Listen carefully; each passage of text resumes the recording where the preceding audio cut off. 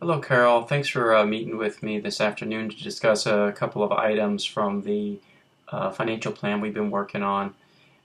Really, the main one I wanted to focus on today, I wanted to talk about a couple of the family goals you had set up for the grandkids, and they essentially both deal with an overarching theme of gifting. So before we go into those, I want to just kind of go over a real high-level concept about gifting that's important for both of their cases. So the first thing I want to talk about is the concept of an annual exclusion. This is an amount that changes year to year, but right now it's currently at 14,000 that one individual can give to another individual without worrying about any type of gift tax consequences. And that's important given the cases of course, Sarah and Kirby. Um, but one misconception is just if you go over 14,000 to anyone in any given year that somehow you're going to be taxed immediately on anything above that. That's not necessarily the case. Now there's consequences, but it's not necessarily as though the donor shall be taxed.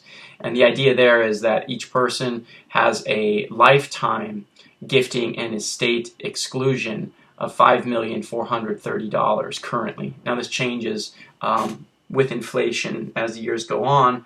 That's where it is now. Why that's important is so if someone decided to gift, let's say, over 14,000, you would not be taxed immediately. All that would do with whatever amount you gift over to any individual in any one year, it'll just reduce the amount of your exclusion by that amount, that large number, and thus reduce the amount in theory you could pass on, your estate could pass on without any estate taxes. So it's important, given your scenario, from what you told me, you haven't really done any gifting too much in the past, and you would probably still have your full exclusion. It'll be important for what we discussed with Sarah and Kirby. So Sarah's tuition is the first thing we'll talk about. Is due in a few months or 9 months. She'll be a freshman in college. I want to mention, because it's such a short time horizon as far as the investment should be, it should keep it in a money market or a cash position for these next 9 months. We don't want to see it put it in an investment where it could fluctuate, because we know we're going to need the money in such a short term of time. And one of the exceptions the IRS makes, though, when it comes to this gifting policy and the $14,000 for an individual is you can actually make tuition payments directly to a university without being considered a gift. And that's what I really would recommend here. So the $20,000 could be given to her university, and you would not face any any tax consequences, nor would it even show up as a gift. They call this a qualified transfer. But the key is you have to pay directly to the university itself. Minor thing here, though, you might want to consider is this could affect her ability to get financial aid. If you do this her freshman year, the following years could be, she could get less aid. So you might want to talk with her parents to figure out what her financial aid situation is.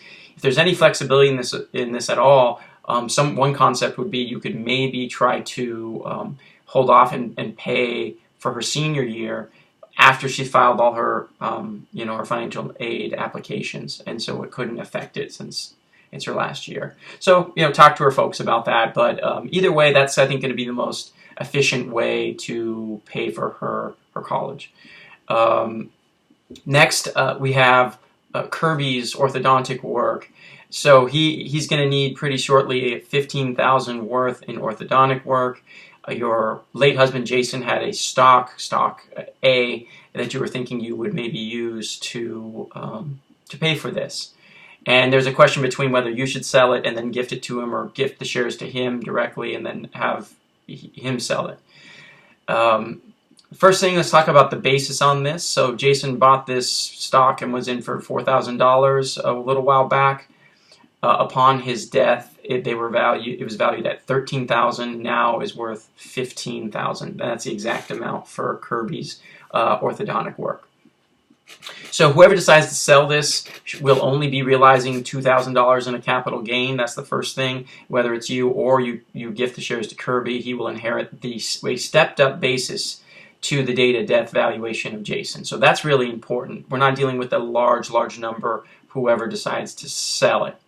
My recommendation probably would be because you have so much of your lifetime exemption or exclusion, excuse me, still unused from what you told me, if you gift the full 15,000 worth of shares directly to Kirby in some sort of, he keeps it in, or his parents keep it in some sort of a UTMA account, the 14,000 will be excluded for you, and only 1,000 being removed from your exclusion really doesn't impact you that much.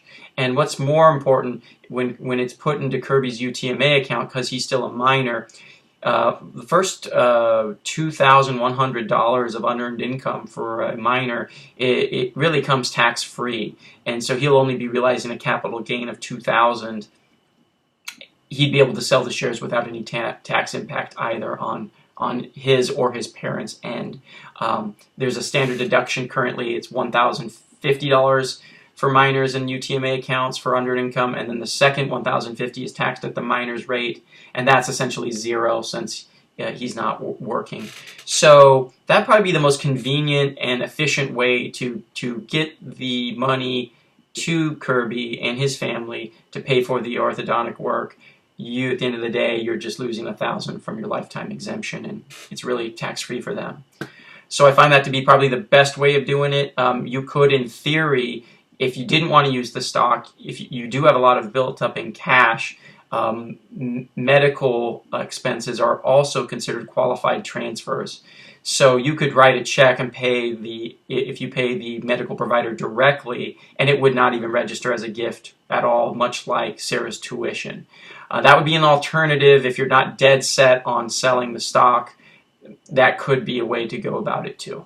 So I think those are two items I wanted to talk with you about this afternoon, and I look forward to continue working with you, Carol. Thanks.